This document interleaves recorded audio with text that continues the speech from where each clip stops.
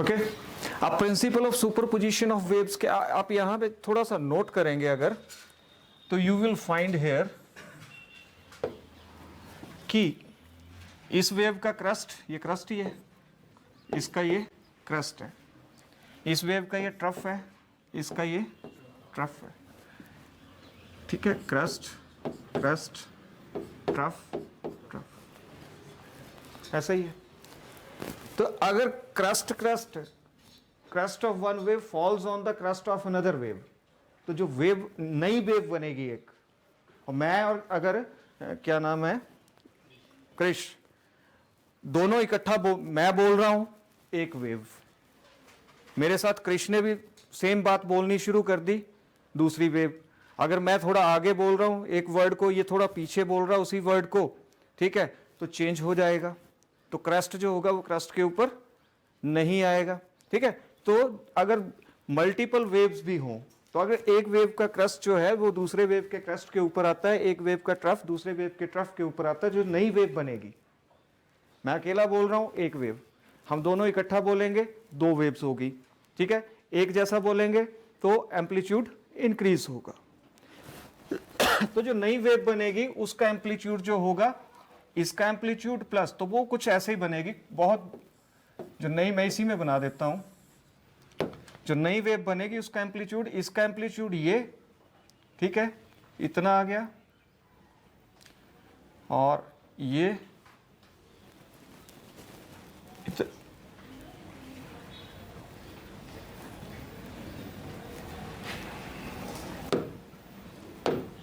ये आ गया।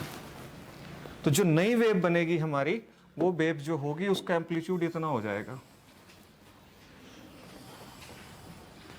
यानी जब दो बच्चे बोल रहे हैं तो साउंड कम होती है ना, बहुत सारे चिल्लाने लगते हैं तो क्या होता है,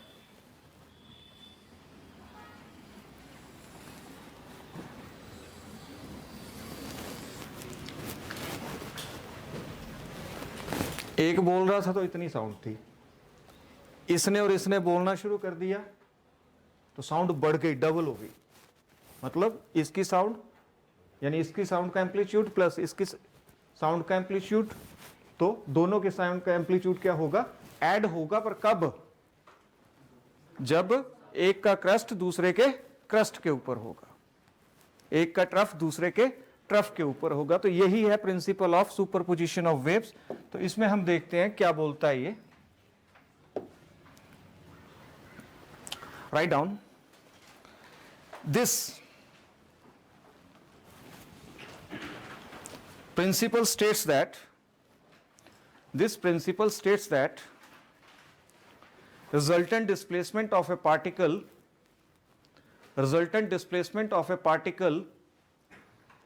at any point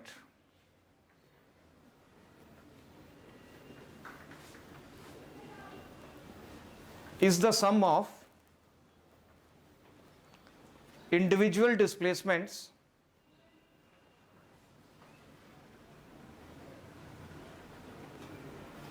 caused to particles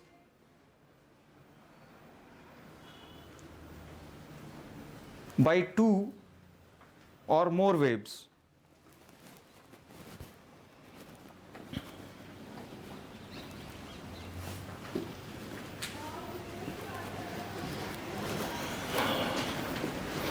By two or more waves, ठीक है। अगर एक और वेव भी हो, जैसे मैं और क्रिश बोल रहे थे, ठीक है, साथ में इसने भी बोलना शुरू कर दिया, तीन हो गए, तो टू या मोर वेव्स। अगर एक स्टूडेंट और बोलना शुरू कर देगा तो वो भी आ गया। तो जो डिस्प्लेसमेंट, एम्पलीट्यूड का मतलब क्या है कि पार्टिकल ऐसे ऐसे वाइब्रेट करता है ना, तो उसकी रिजल्टेंट डिस्प्लेसमेंट क्या होगी, बढ़ती जाएगी। रिजल्टेंट डिस्प्लेसमेंट क्या होगा, उसकी पार्टिकल की रिजल्टेंट डिस्प्लेसमेंट क्या होगी। अगर हम ये ट्रांसवर्स वेव ले रहे थे, अभी हमने ट्रांसवर्स वेव्स ली, हमने लॉन्गिट्यूडनल वेव्स नहीं ली थी, सिर्फ एग्जांपल के लिए आपको बता रहा हूं। तो एक पार्टिकल इतना उछल रहा था, ठीक है, दूसरा थोड़ा ज्यादा उछल रहा है, तो रिजल्टेंट डिस्प्लेसमेंट जो होगी पार्टिकल की, जितना ये उछला जितना ये उछला, इन दोनों का सम आ गया, ठीक है। तो इसको लिखते कैसे हैं मैथमेटिकली, वाई। अब डिस्प्लेसमेंट क्या होती है? वेक्टर होती है। पहले पार्टिकल की डिस्प्लेसमेंट प्लस दूसरे पार्टिकल की डिस्प्लेसमेंट प्लस तीसरे पार्टिकल की डिस्प्लेसमेंट। अगर और भी पार्टिकल है plus so on.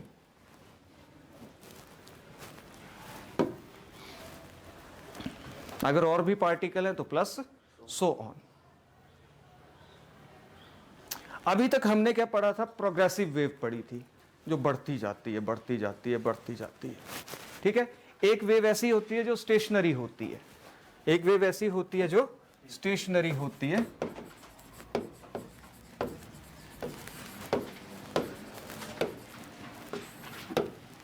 Stationary wave क्या होती है? ठीक है।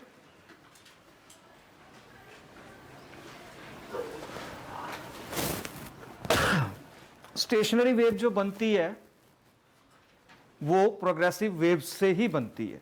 आपने ध्यान रखना है, स्टेशनरी वेव जो बनेगी वो प्रोग्रेसिव वेव से बनेगी। ठीक है। अगर कोई दो प्रोग्रेसिव वेव्स हैं जिनका एम्पलीट्यूड सेम है, ठीक है, और फ्रीक्वेंसी भी सेम है, जिनका एम्पलीट्यूड भी सेम है, एक आ गया एम्पलीट्यूड जिसको हम लिखते हैं किस एम्पलीट्यूड को लिखते हैं हम ए से, ठीक है, और फ्रीक्वेंसी को लिखते हैं हम न्यू से, या टाइम भी बोल सकते हो, टाइम पीरियड्स भी बोल सकते हो। तो कोई दो प्रोग्रेसिव वेव्स हैं, ठीक है, जिनका एम्पलीट्यूड भी सेम है और जिनका टाइम पीरियड भी सेम है, ठीक है, पर दोनों ऑपोजिट डायरेक्शन में चल रही हैं।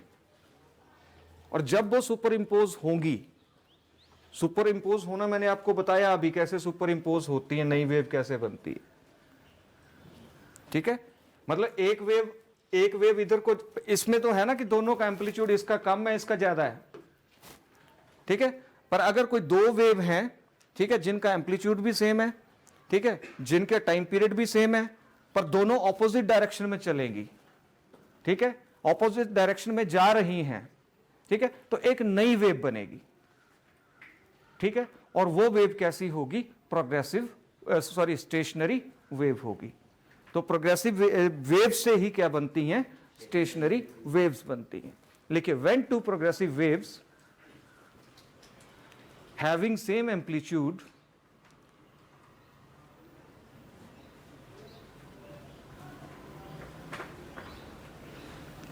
and time periods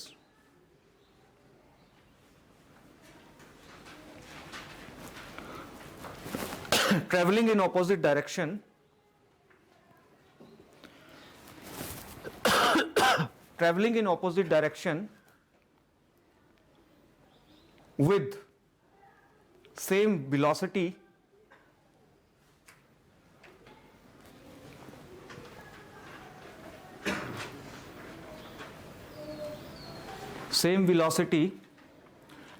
traveling traveling in opposite direction with same velocity, then a new wave is formed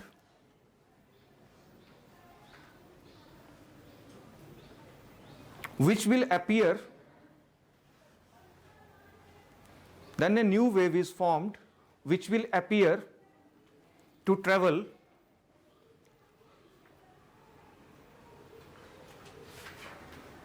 in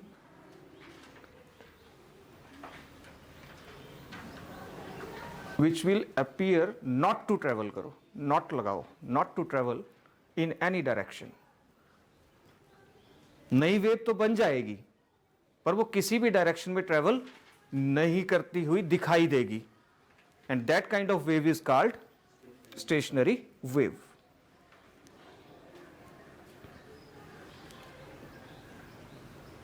ठीक है। अब जो स्टेशनरी वेव को हम स्टेशनरी वेव बोलते क्यों हैं? स्टेशनरी वेव जो है उसको स्टेशनरी वेव बोलते क्यों हैं?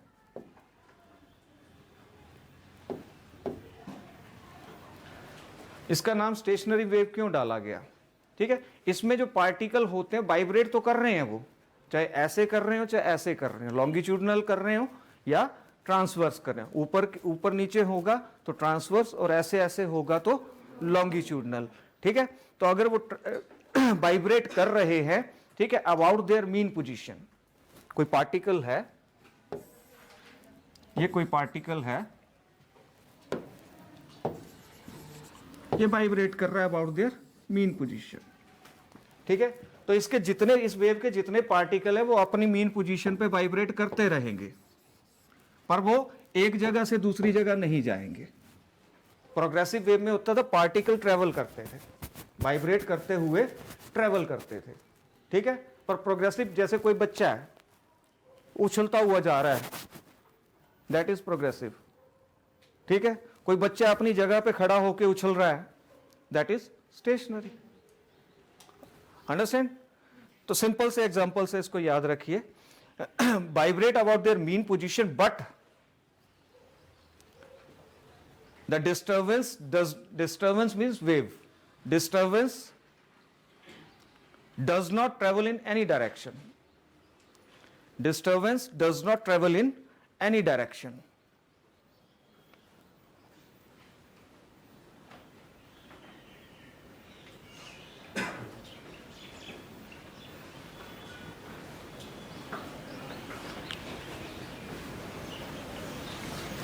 Hence these are called stationary waves.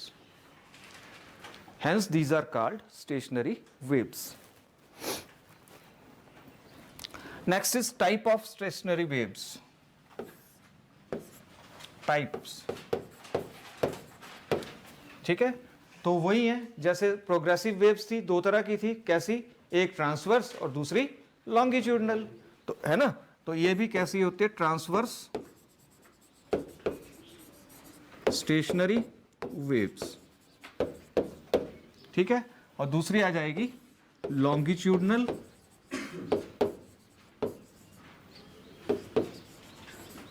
Stationery waves.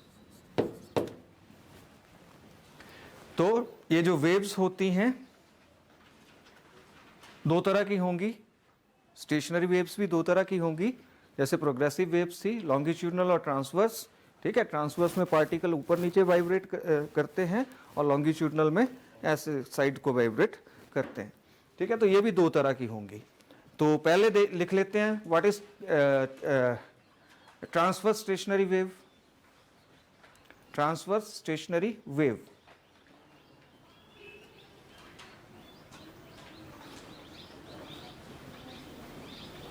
it is a wave formed due to, it is a wave formed due to superposition of two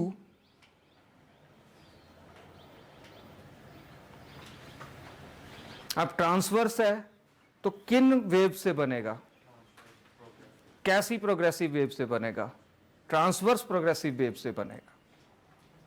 formed due to superposition of two transverse progressive waves. Transverse progressive waves. Derive an expression for stationary waves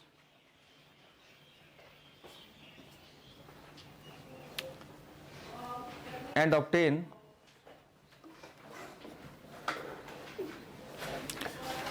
the positions of nodes and antinodes.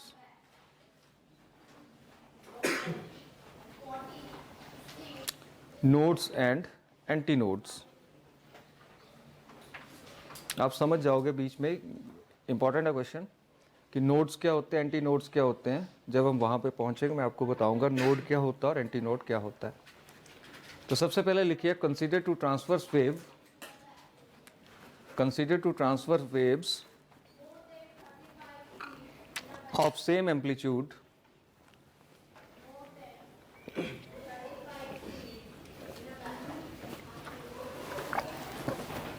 and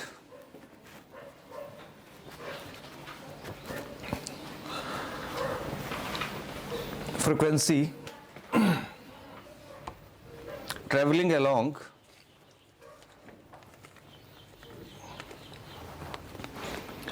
same direction, traveling ऐसे लिखिए, traveling along a string, string मतलब धागा, in opposite directions, in opposite directions. ठीक है, हमने दो transverse waves लेनी है जिनका एम्पलीट्यूड क्या है, सेम है, जिनकी फ्रीक्वेंसी भी सेम है, वो एक स्ट्रिंग के अलोंग ए स्ट्रिंग, स्ट्रिंग मतलब धागा. आपने क्या किया, धागा लिया एक, ठीक है, उसको दोनों साइड बांध दिया, ठीक है, धागे को आपने दोनों साइड वॉल से बांध दिया, ठीक है, फिर आपने बीच से ऐसे खींचा उसको, फिर जब आप उसको छोड़ोगे तो धागा इस तरह से ऑसिलेट करेगा या वाइब्रेट करेगा. समझ रहे हो, इमेजिन करो.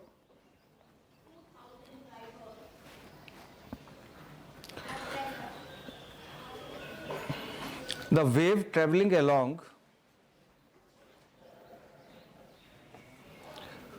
positive x direction, the wave traveling along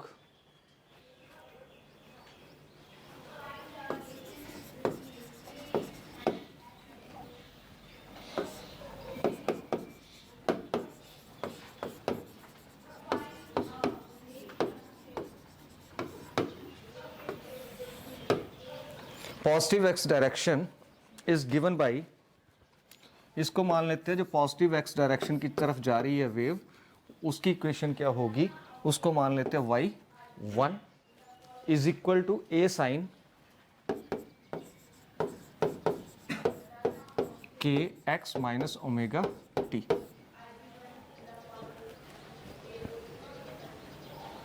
ठीक है, नेक्स्ट लाइन में लिखिए, द वेव ट्रेवलिंग अलोंग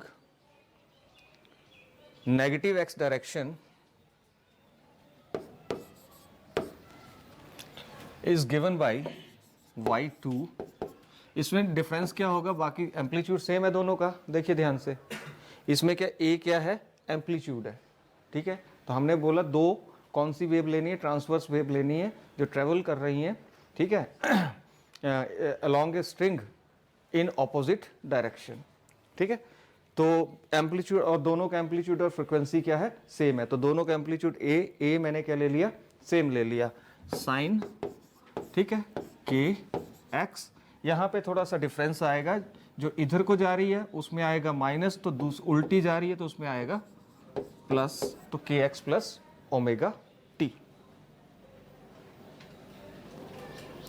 अब ये दोनों वेव्स जो होंगी सुपर इम्पोज होंगी, एक वेव इधर को जा रही है, दूसरी वेव इधर को जा रही है. कल मैंने बताया था सुपर पोजिशन कैसे होती है, क्रेस्ट क्रेस्ट के ऊपर आ गया, ट्रफ ट्रफ के ऊपर आ गया, या क्रेस्ट ट्रफ के ऊपर आ गया, ट्रफ क्रेस्ट के ऊपर आ गया. ठीक है, तो लिखिए, then by principle of superposition, by principle of super position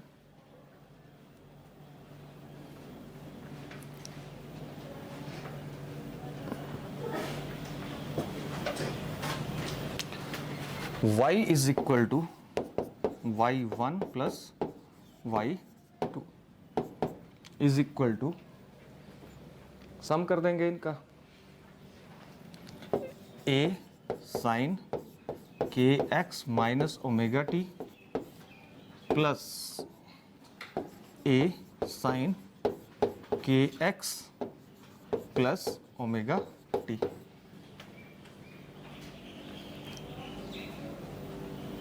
ठीक है, इन दोनों में कॉमन क्या है, a कॉमन है, इन दोनों में क्या कॉमन है, a कॉमन है, तो आप a कॉमन ले लोगे और इनको ऐसे लिख लोगे, साइन के x minus omega T plus sine के एक्स प्लस ओमेगा टी.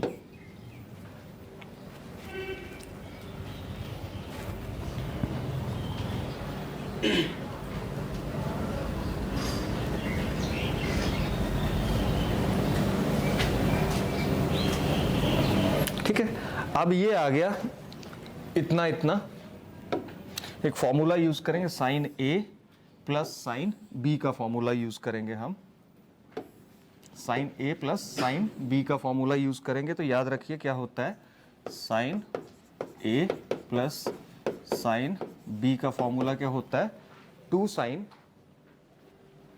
लिखिए टू साइन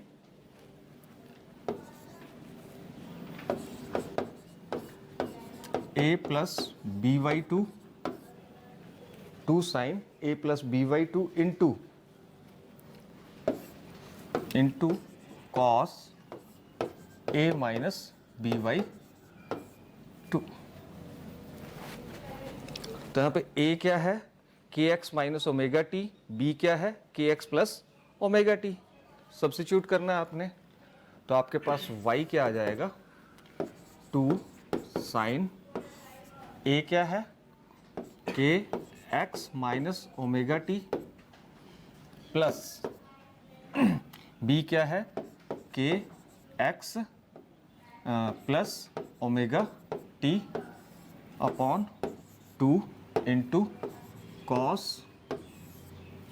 के x minus omega t minus, यहाँ थोड़ा ध्यान रखना है, माइनस अंदर आपको आगे ये प्लस है, तो बी में क्या है, के एक्स प्लस ओमेगा टी है। मैं ऐसे लिख देता हूँ, के x plus omega T by. अब यहाँ पे देखिए आपका ओमेगा टी पॉजिटिव है, ओमेगा टी नेगेटिव है, ये दोनों आपस में कट गए।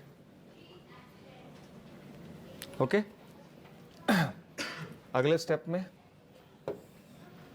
हमारे पास क्या बचा, y is equal to 2 sign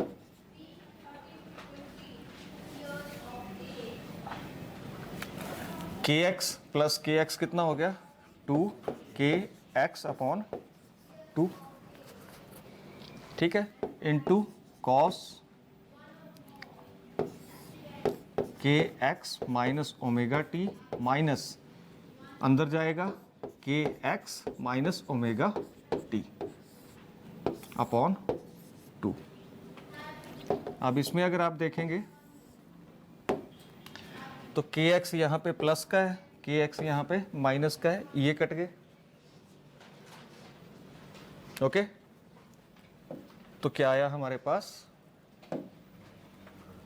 y is equal to 2 sine, देखो इधर 2 से 2 भी कट गया, दिख नहीं रहा है इशिता, विजिबल है, इसको दिख रहा है, पीछे वाले को दिख नहीं रहा है, स्पेक्स चेंज कर, ये वाला नहीं दिख रहा होगा ना। 2 साइन, 2 से 2 कट गया, तो क्या बचा, सिर्फ के एक्स, ठीक है, इंटू कॉस, अब ये देखिए minus omega t, minus omega T तो माइनस 2 ओमेगा टी हो जाएगा, तो minus 2 omega t upon 2।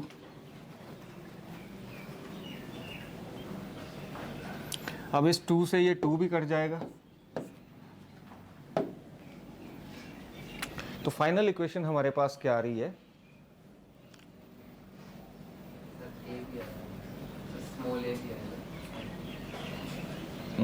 Amplitude है ना, कहाँ पे गलती कहाँ हुई, हाँ ए, यहाँ से एक आ गया, ए ए ए, ठीक है ना, यहाँ पे ए आएगा,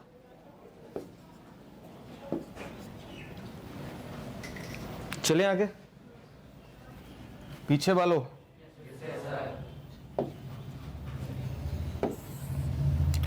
तो y is equal to 2a sine के x into cos minus omega T,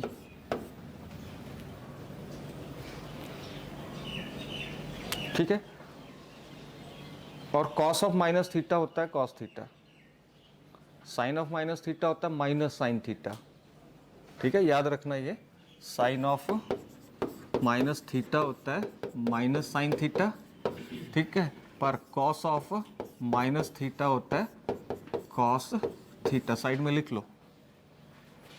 तो cos of minus omega T को हम लिख सकते हैं 2a साइन के x into cos omega T,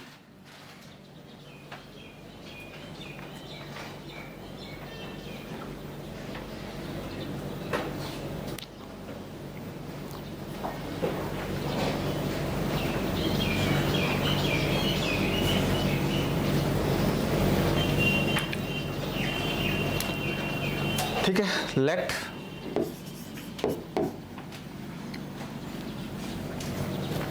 late 2a sin kx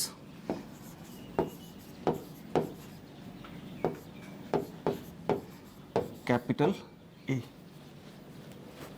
2a sin x को आप मान लोगे कैपिटल ए। ओके, तो यहां पे लिख दोगे आप y is equal to a cos omega t, which is the equation of stationary wave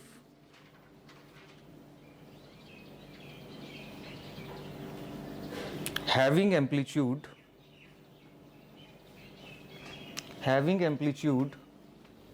capital A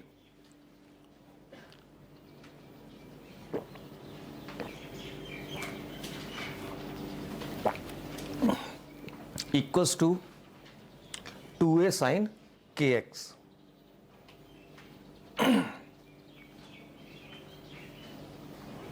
ठीक है, अब हमारा क्वेश्चन का सेकंड पार्ट क्या था कि हमें बताना है कि पोजीशंस क्या होंगी नोड्स एंड एंटी नोड्स की। हमें यह बताना है कि पोजीशंस क्या होंगी नोड्स एंड एंटी नोड्स की। तो उनकी पोजीशंस को फाइंड आउट करने के लिए नेक्स्ट उसमें लिखिए लाइन में पॉइंट नंबर 1,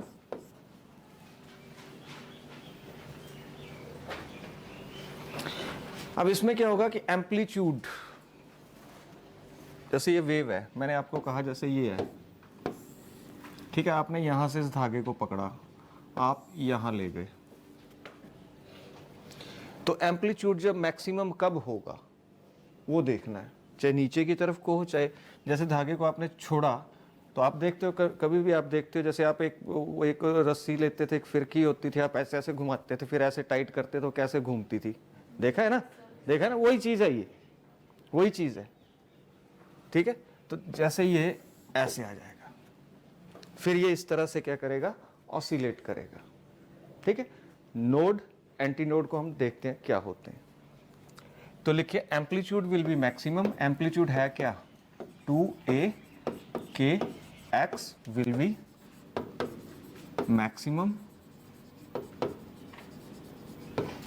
ठीक है, a जो है साइन के एक्स होगा,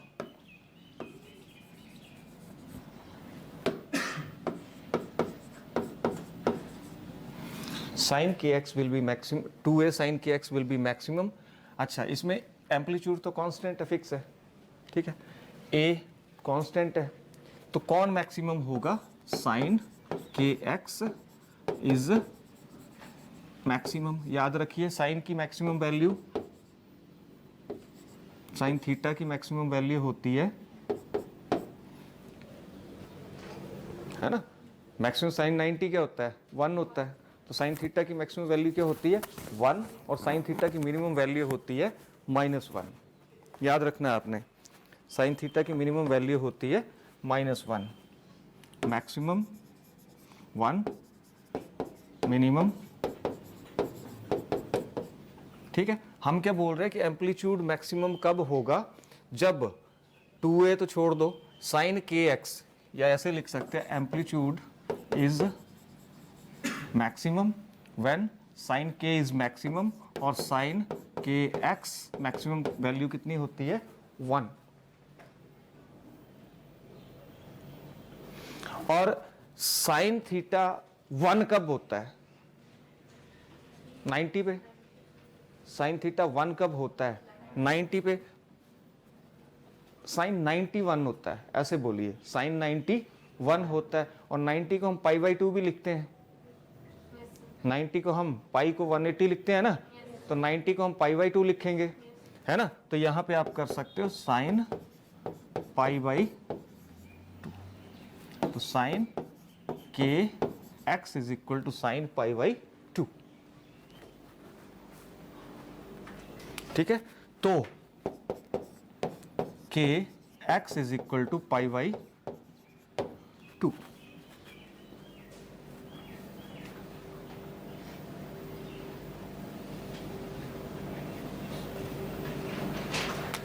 के एक्स इज इक्वल टू कितना आ गया, इनवर्स ले लेंगे ना। आपको ये सारी चीजें पता है, मैथमेटिक्स में तो पढ़ी होंगी आपने। जैसे ये sine theta is equal to sine 90, इसका मतलब क्या करते हैं, theta is equal to sine inverse sine 90।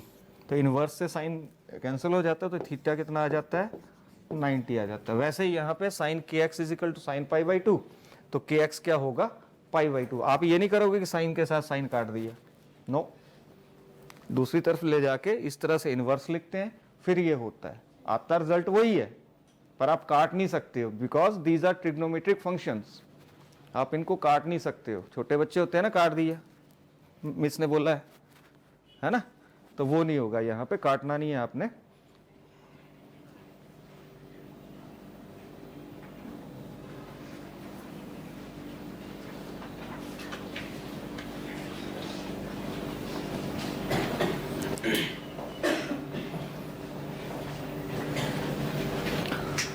अब इसको आप कैसे लिख सकते हो, ध्यान से देखिएगा। के x is equal to N plus 1/2 into पाई।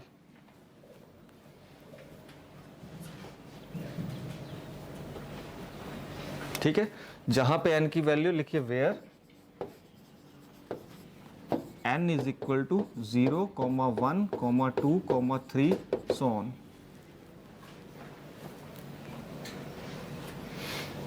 अगर आप देखिए फर्स्ट चाहिए होगा आपको,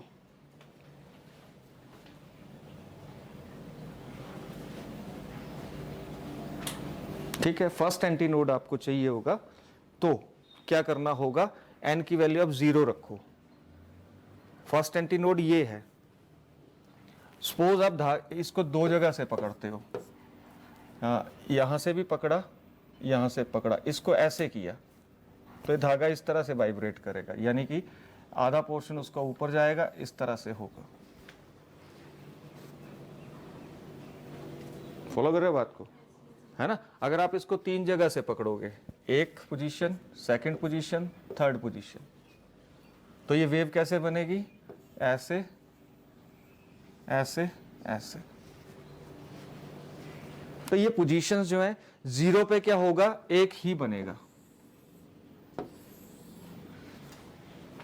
जब हम 1 पुट करेंगे, ठीक है, 1 पुट करेंगे तो क्या आ गया, 3/2, 1 + 1/2 3/2 इंटू पाई। तो फर्स्ट एंटी नोड क्या होगा, किस पे बनेगा, n = 0 पे बनेगा। सेकेंड एंटी नोड किस पे बनेगा, n = 1 पे बनेगा। टू एंटी नोड कहाँ बनेंगे, n = 2 पे, 1 पे बनेंगे। ठीक है, अगर third anti node, 3 anti node कहाँ पे बनेंगे, जब आप n की वैल्यू 2 पुट करोगे। 4 कब बनेंगे, जब n की वैल्यू 3 पुट करेंगे। इसलिए ये जो आया हमारे पास एक जनरलाइज फॉर्म आ गई। ठीक है, पुट n = 0।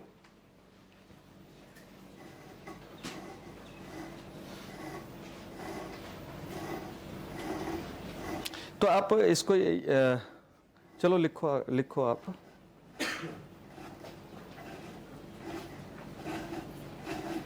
अच्छा, हमें एक चीज पता है, चलिए आगे लिखिए। वी नो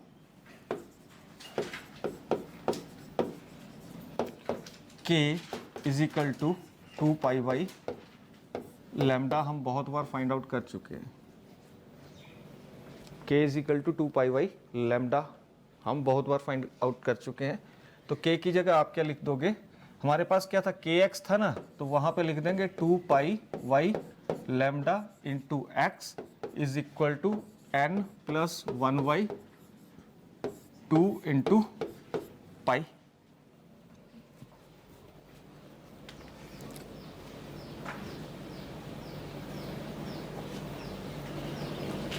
ठीक है, इस पाई से आप इस पाई को काट दोगे,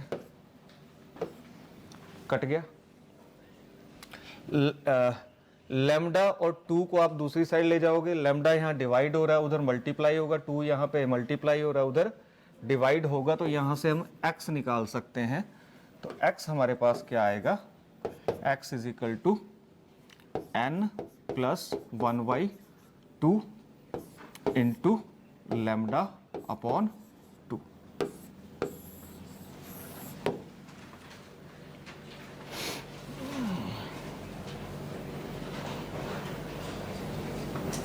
ठीक है, तो यहां से आप बता सकते हो कि एम्पलीट्यूड जो है मैक्सिमम कहां कहां पे होगा। तो here you will put the value of n is equal to 0। ठीक है, put n is equal to 0, तो x क्या आएगा, 0 किया 1/2 यानी लैम्डा बाई 4 पे आएगा। एम्पलीट्यूड लैम्डा बाई 4 पे मैक्सिमम होगा। ठीक है, put n is equal to 1, तो x क्या आ जाएगा, 1 प्लस 1/2 कितना हो गया, 3/2। तो क्या आएगा, 3/2 है ना, तो 3 लैम्डा बाई 4 पे आएगा। एम्पलीट्यूड कहां कहां पे मैक्सिमम होगा, लैम्डा बाई 4 पे होगा। ठीक है, 3 लैम्डा बाई 4 पे होगा। अगर आप n की वैल्यू क्या पुट कर दो, 3 पुट कर दो, 2 पुट कर दो, तो 2 प्लस 1/2, 2 प्लस 1 कितना होता है, 3। हाँ, 4 प्लस 1/2 है ना, तो 5 लैम्डा बाई 4 पे भी क्या होगा, ये मैक्सिमम होगा। तो आप लिख सकते हो therefore amplitude will be maximum at positions lambda by 4, यानी ऑड पे आएगा, lambda by 4, 3 lambda by 4, 5 lambda by 4 and so on.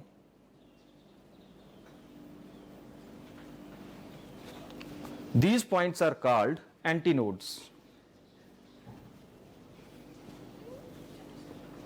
These points are called antinodes.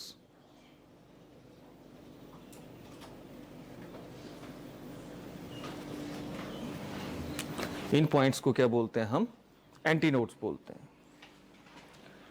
Second, amplitude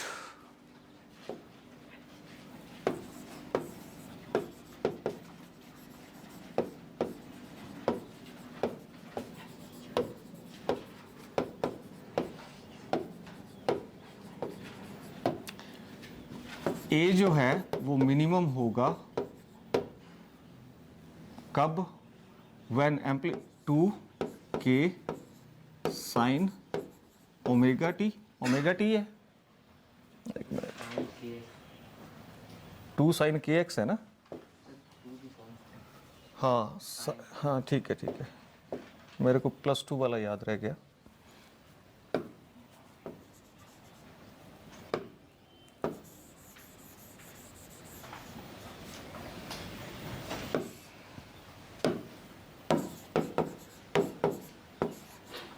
to A sign के एक्स इज मिनिमम।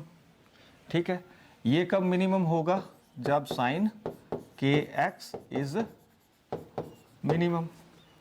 और sign की minimum value आपको मैंने बताई, sign की नहीं यार, साइन की मिनिमम वैल्यू होती है 0, याद रखना, इसको ठीक कर लो, कॉस में होता है वैसे। ठीक है, व्हेन साइन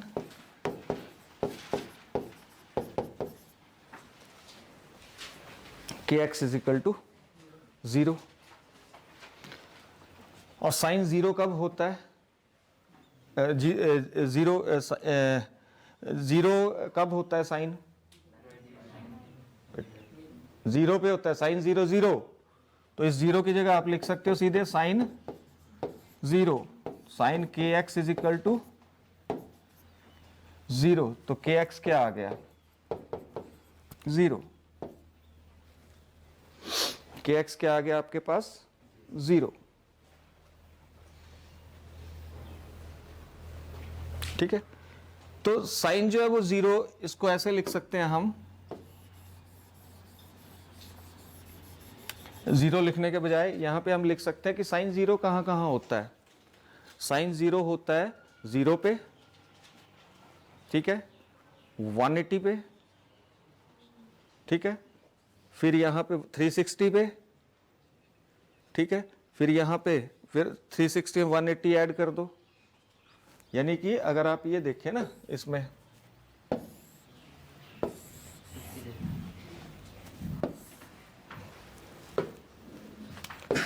ऐसे देखें तो साइन यहाँ पे 0 होता है, यहाँ पे 0 होता है, फिर यहाँ पे 0 होता है, यहाँ पे, ठीक है। तो इसको हम कैसे लिख सकते हैं, n pi,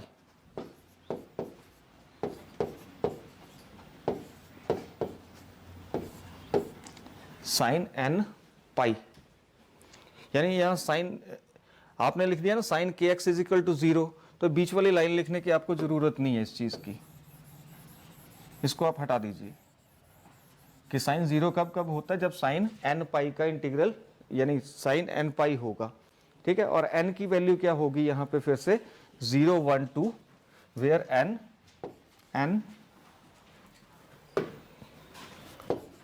is equal to 0 1 2 3 and so on।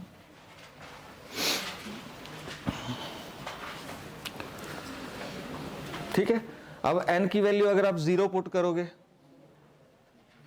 या इसके आगे लिख लो, therefore kx is equal to n pi, n की वैल्यू 0 पुट करोगे तो यहाँ kx क्या आएगा 0, n is equal to 0, when n is equal to 1 तो kx क्या आएगा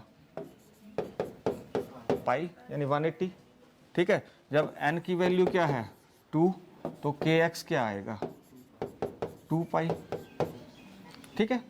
therefore amplitude will be minimum, therefore amplitude will be minimum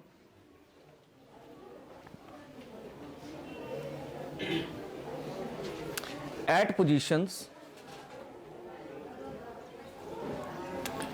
कौन कौन सी position 0 pi 2 pi and so on।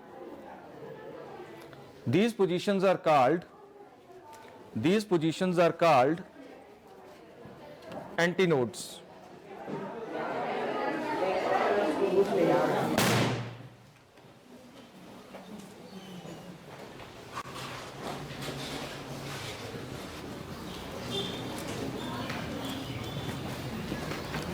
These positions are called antinodes, no nodes, sorry nodes, ठीक है। तो ये है इक्वेशन किसकी, स्टेशनरी वेव की, जो हमने फाइंड आउट करी। फिर हमने उसमें बताया कि जो स्टेशनरी वेव है उसकी इक्वेशन ये हमने फाइंड आउट करी।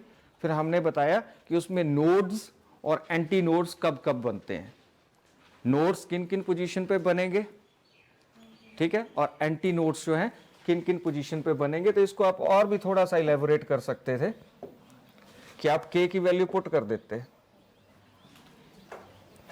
2 पाई बाई लैम्डा, k की वैल्यू आप सब्स्टिट्यूट कर देते 2 पाई बाई लैम्डा, ठीक है। कर ही लेते हैं, ऐसे छोड़ना नहीं है। इतने इतने पोर्शन को काट दो,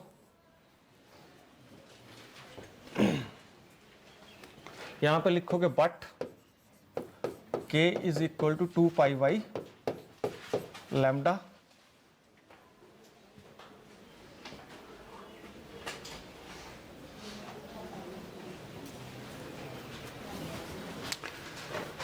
k is equal to 2 pi by lambda. तो यहां से क्या आ जाएगा हमारे पास 2 pi by lambda into x is equal to n pi, ठीक है। पाई से पाई कट गया, ठीक है। तो x क्या आ जाएगा हमारे पास n into lambda by 2, and यहाँ पे लिख दो where n is equal to 0 1 2 3 and so on, ठीक है। तो जब आप n की वैल्यू 0 पुट करोगे तो x क्या आ जाएगा 0। हमें पोजीशंस बतानी है नोड्स एंड एंटी नोड्स की। पोजीशन कौन बताएगा, x बताएगा। पोजीशन कौन बताएगा, x बताएगा। हमें पोजीशंस बतानी थी। तो नोड्स कहाँ पे बनते हैं, किन किन पोजीशंस पे बनते हैं, ठीक है, और एंटी नोड्स में किन किन पोजीशन। तो नोड्स तो हमने देखा है λ/4 पे बन रहा है, ठीक है, 3 λ/4 पे बन रहा है, 5 λ/4 पे बन रहा है, 7 λ/4 पे बन रहा है, 9 λ/, जो भी ऑड होगा, ठीक है। λ/1 भी क्या ऑड है, 3 क्या ऑड है, 5 क्या ऑड है, 7 ऑड है, 9 ऑड है, 11 ऑड है, ठीक है। 11 λ/4 पे बनेगा एंटी नोड, ठीक है। और नोड कहाँ पे बनेंगे तो वो देख लेते हैं हम। पुट n = 0, ठीक है। तो x क्या आएगा 0, n = 1, तो x क्या आया λ/2, ठीक है। फिर आप फिर से पुट करिए, पुट n = 2, तो x क्या आया, क्या आएगा लैम्डा आएगा, ठीक है। तो देयरफॉर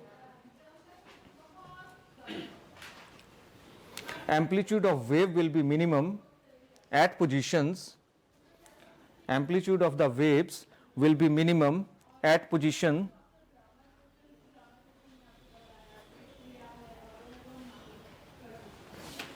0, उसके बाद λ/2, उसके बाद लैम्डा, ठीक है। तो इस तरह से एंड सो ऑन।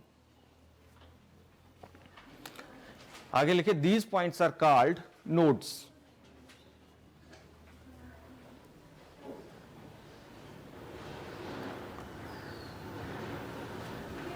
अगर आप एंटी नोड्स के भले वहां पे जाएं, पीछे जाएं, तो जैसे हमारा पहला एंटी नोड कितने पे बना था, λ/4 पे बना, दूसरा कितने पे बना था, अगर 3 λ/4 से आप λ/4 को माइनस कर दें तो आपके पास क्या आएगा 2 λ/4 है ना, 2 λ/4, तो ये क्या आ गया λ/2। इसका मतलब दो एंटी नोड हैं, उनके बीच का डिस्टेंस कितना होगा λ/2 होगा। लिखिए अगली line, next third point, the distance between two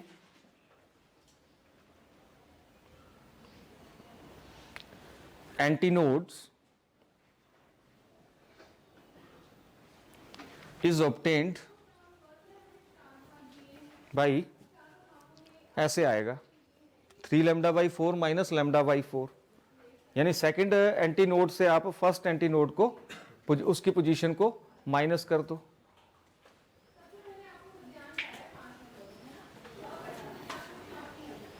कितना आया λ/2 आ गया। इसी तरह से अगर आप इनको देखो, ये है पहला एंटी नोड किस पोजीशन पे है 0 पे है, दूसरा एंटी नोड किस पोजीशन पे है λ/2 से 0 को माइनस करोगे तो क्या आएगा λ/2 आएगा। इसका मतलब जो दो एंटी नोड है उनके बीच का डिस्टेंस भी कितना है λ/2 है, और दो नोड हैं उनके बीच का डिस्टेंस भी कितना है λ/2 है। तो लिखिए distance between two and nodes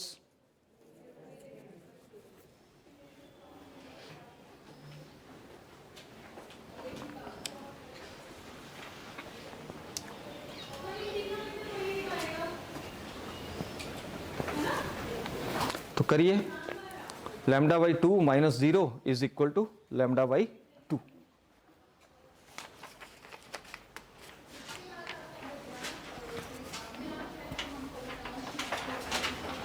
अब आपने देखा होगा कि जब आप बकेट है, खाली बकेट है, उसमें पानी भरना शुरू करते हैं, तो जब स्टार्टिंग होती है साउंड कुछ और होती है, जैसे जैसे बकेट में पानी भरता जाता है तो पिच ऑफ साउंड जो है वो चेंज होती जाती है। होती शुरू में बड़ी ज़ोर से आवाज़ आती है, अगर प्लास्टिक की बकेट हो तो बड़ी ज़ोर से आवाज़ आती है, फिर धीरे धीरे जैसे जैसे पानी भरता जाता है ऊपर तक पहुंचता है, साउंड जो होती है वो चेंज होती है। हम रोज़ देखते हैं इस चीज़ को, पर हमने कभी सोचा नहीं कि ऐसा क्यों होता है। तो लिखिए, when we start filling, when we start filling empty bucket of water,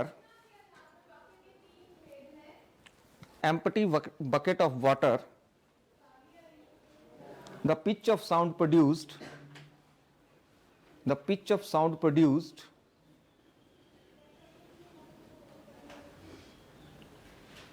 goes on changing. Why?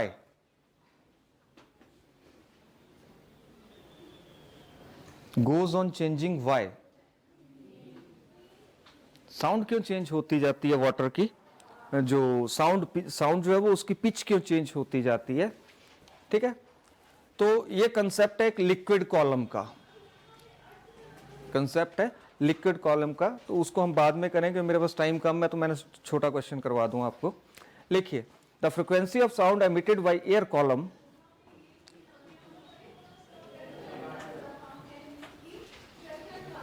is inversely proportional to its length.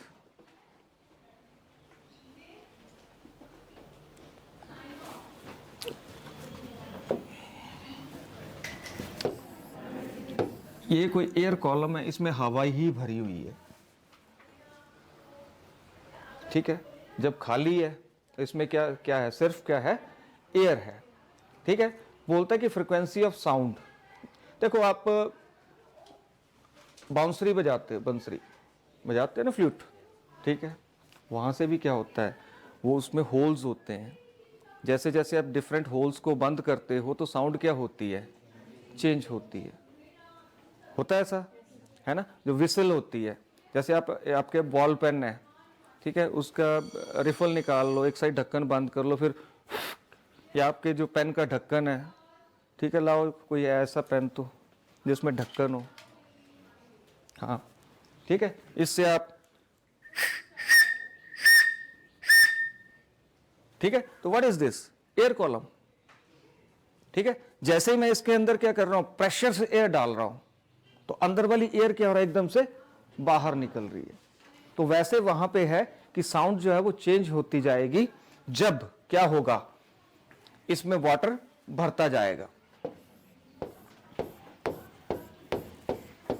वो ये कह रहा है कि पिच ऑफ साउंड क्यों चेंज होती है। तो उसने बोला कि pitch of sound, frequency of sound जो है, जो साउंड निकलती है, ठीक है, वो एयर कॉलम की लेंथ के इनवर्सली प्रोपोर्शनल होती है। जो फ्रीक्वेंसी है, ठीक है, किसकी? साउंड की, ठीक है, वो इनवर्सली प्रोपोर्शनल होती है लेंथ के, किसके? एयर कॉलम के।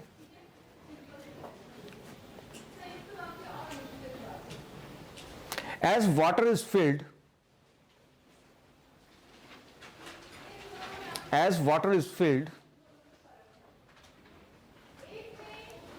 the length of air column, as water is filled, the length of air column goes on decreasing. It means frequency, pitch बेटे होती है फ्रीक्वेंसी, पिच या फ्रीक्वेंसी, पिच और frequency goes on increasing. Pitch or frequency of sound goes on increasing. ठीक है, हाँ, तो इसको ध्यान से करिएगा। एक ही एक्सप्रेशन हुआ आज, पर